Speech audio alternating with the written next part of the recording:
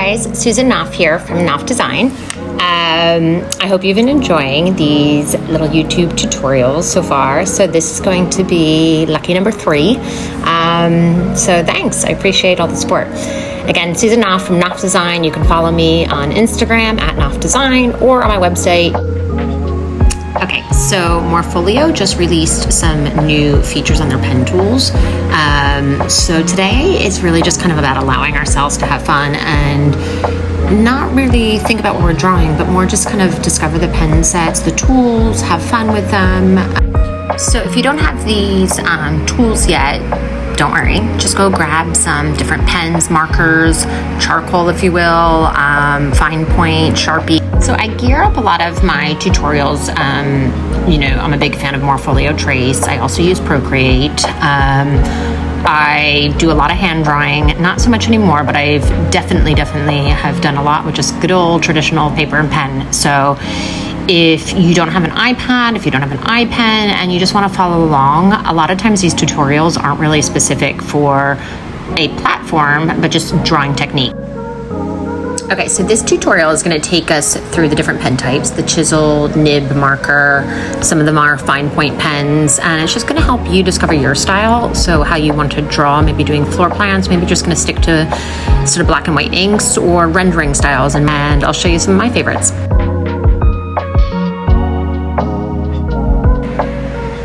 Okay, you ready to get started? So you can just pause your video if you want for a second here, draw a little sheet full of squares, and we're just going to use each little box as an opportunity to test each pen. Okay, so I have thrown in a new trace layer here. I like to put it on multiply, which just means that we'll see these black lines coming through. Okay, so we've got our pen colors here. So what we're going to do is, let's just start at the top. Let's go with chisel nib marker and select that. You can change the opacity here. And here's some new features where we can change the opacity, the smoothness, and the pen bleed effect. Now, I'm going to just test out a couple different things. Why don't we just stick with one color and go straight across the top row, trying different settings on it. Okay, so let's see. So I like this pen because it reminds me of traditional sort of Prismacolor markers that we used a lot in rendering in the old days of hand rendering. And that sort of imperfection I love when I render, because it, like for wood flooring or something where you are going to see a lot of variation, this is where I would then use this tool. So let's play with it a little bit more. I'm going to just try, let's just push everything really far to the side to see what the extreme version of that does. Okay, so we've got a lot of bleed here, and we get that smoothness. So it's good for curves, but I think for how I like to stick to it, I'm kind of back to my traditional. I'm gonna just lower that bleed, lower that smoothness. I'm gonna stick to a strong opacity, and yeah, this sort of feels about right for me, for how I'm used to working with sort of traditional markers, where you'd overlay and get some more darkness and shading. I quite like that one. Maybe just a smaller pen weight. Oh look, Charlie's joined in on the fun. Charlie's joined in on the fun again. And maybe want a lot of texture here. Hey, Chars. And let's just have one more go at it. I'll stick into sort of a mid-tone. I'm sorry, she just gets really excited when we do these videos. Char girl. Okay, so that's the first row. And again, I mean, this all doesn't look great, but I'm just trying to get a feel for what I like and how I like to work with them. So these kind of were my favorite. This was interesting, this sort of smaller pen weight. So now let's go down here, pull out an option, ultrafine marker, if you want to grab that. And I'm just going to just change colors up, just for, you know, variety is the spice of life and all that. Okay, let's do, how about a nice blue? Okay, so it is an ultrafine one, so this would be what I would use for like super fine detail. I do my accent prints with it. accent marks with it. Obviously we can go back down. Now, totally vary on what you're drawing or rendering, but that's not what we're doing right now. We're just getting a feel for everything, and then it feels pretty natural.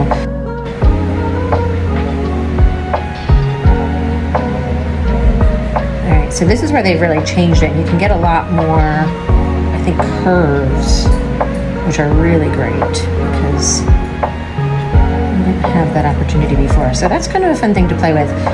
I have to be honest, I think more for drawing rather than rendering is where I'd need that. My other favorites, I actually like the watercolor one quite a bit, just because I did traditionally learn a lot using watercolor methods. Just a softer feel, just a lot softer, more delicate. I love changing up my styles. Like if I'm doing something really like contemporary and strong and bold and architectural, I'm probably gonna go with markers and pens. If I'm doing like more of a traditional interior, I love the pencil. So this charcoal grease pencil. And I get a lot of depth in the drawings, and it really feels like old school pencil drawing. So I'm gonna stick to like a dark gray, or like a kind of a traditional. Okay, this is like pretty heavy and a really fine, like let's go pretty fine here. So I use this one quite a lot to sketch with because it just gives so much, like you can really, even if you go really light on it, you can see how you get these like, and then it feels and looks like a pencil. Like how awesome is that? So I draw a lot with these. I feel like I don't have to keep changing pens to get that like shading variety. And I've done quite a few with the drawings with these, and honestly, they look so much like my real pencil sketches and drawings. So huge fan of this tool. I use it all the time. The other pencil, it's a little different.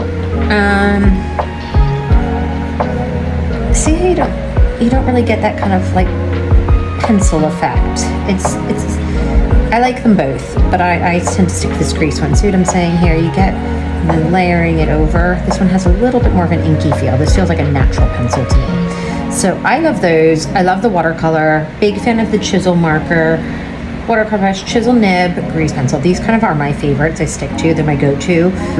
Technical pens for like the inking, drawing, floor plans. Love that. Ultrafine marker for kind of smaller detail, like sharper, crisper drawings. I can't say use this brush nib marker, so let's just give that a go. I'm gonna just overlay on something here. Okay, has like a nice softness to it. Maybe change out this. Kind of has like the same feel as a watercolor brush, maybe like a little bit more of a sharpness to it. So it comes down to you. You know, I really suggest just playing and having a little bit of fun and testing out. You don't even have to grit it out, just play with it, you know. The smoothness is weird for me. I feel like a ghost is kind of controlling my pen, so really good for like lettering and kind of swirly motions. It is interesting. But I have to say, I do really like my tech pens as well. So let's just go back to this. And you can set up your pens where you'll have a whole bunch of different line weights. So for sure, for drawing floor plans, where you'll have different line weights and thicknesses, if you know traditional drafting methods. We're gonna want like a thick one. You may have like, for the outer floor plans, we have like a really thick line. Door swings, we know, go really light. And as I mentioned earlier, love this guy. I just feel like you can get so much crocheting, texture. I'll go with my tech pen. And let's just imagine I'm gonna do like that. We have a wall. And if I just want to crochet it in, I will go to the chisel marker. Where's our good old chisel marker?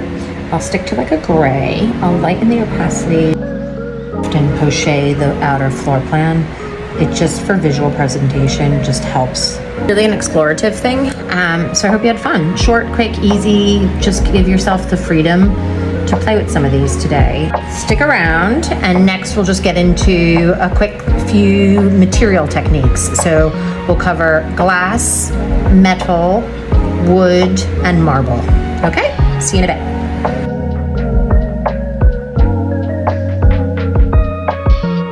So now I have a new sheet and we're gonna play around with materials. We're gonna start with glass, and if you go to my website, materials color palette that you can download, I have specific colors that I've set up that I like to use.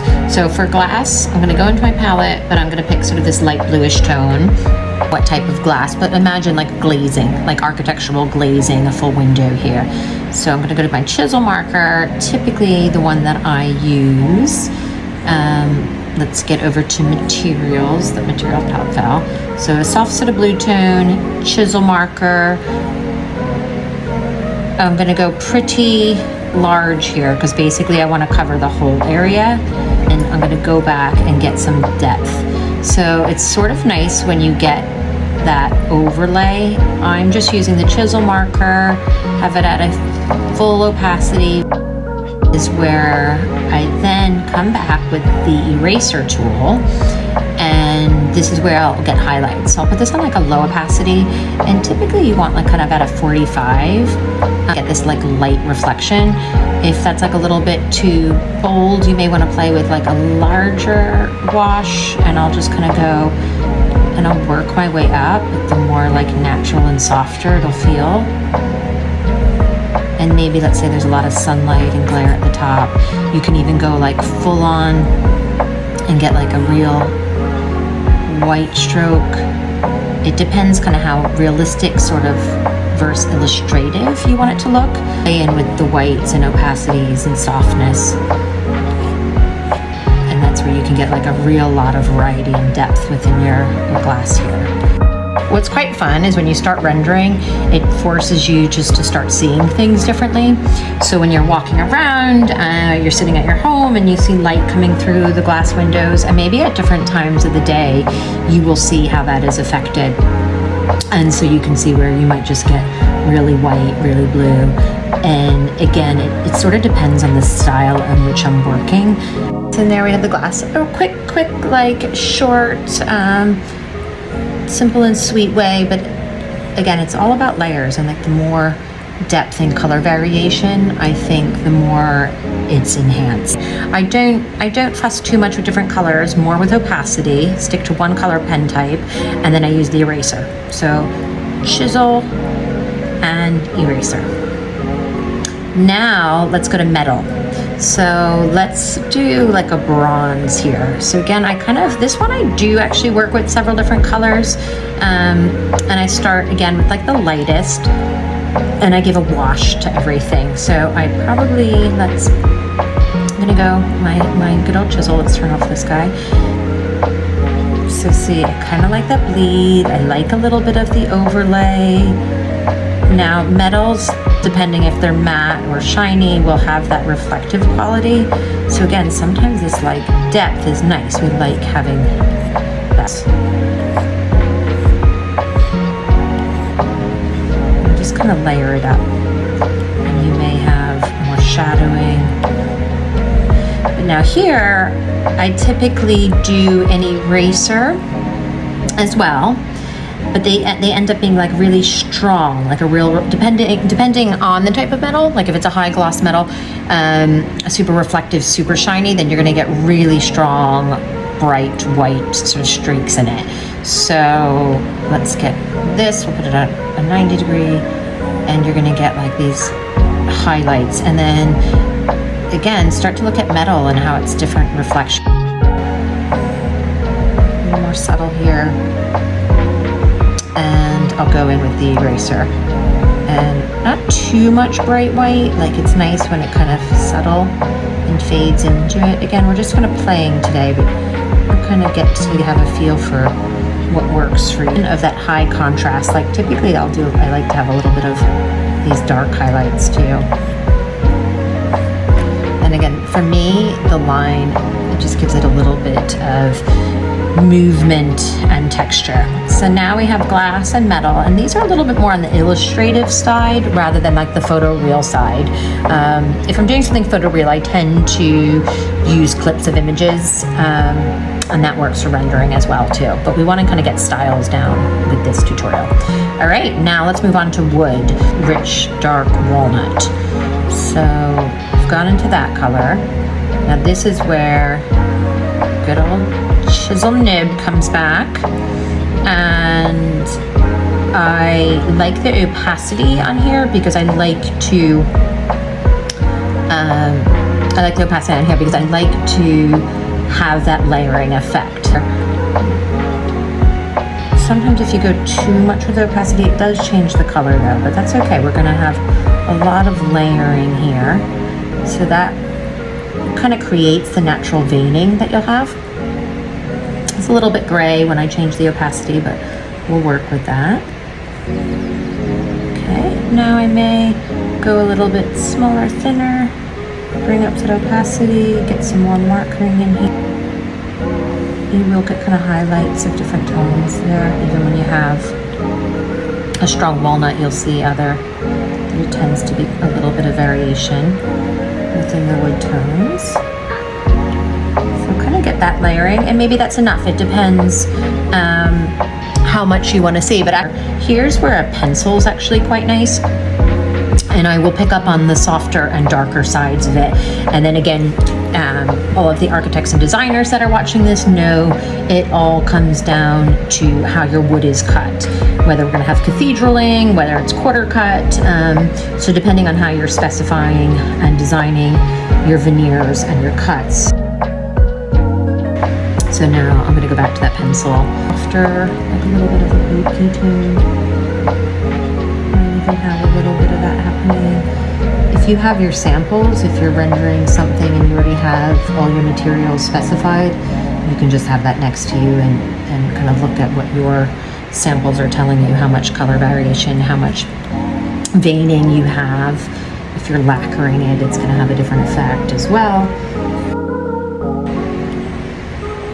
And this one's just all about richness and depth. Now we've got sort of three simple materials.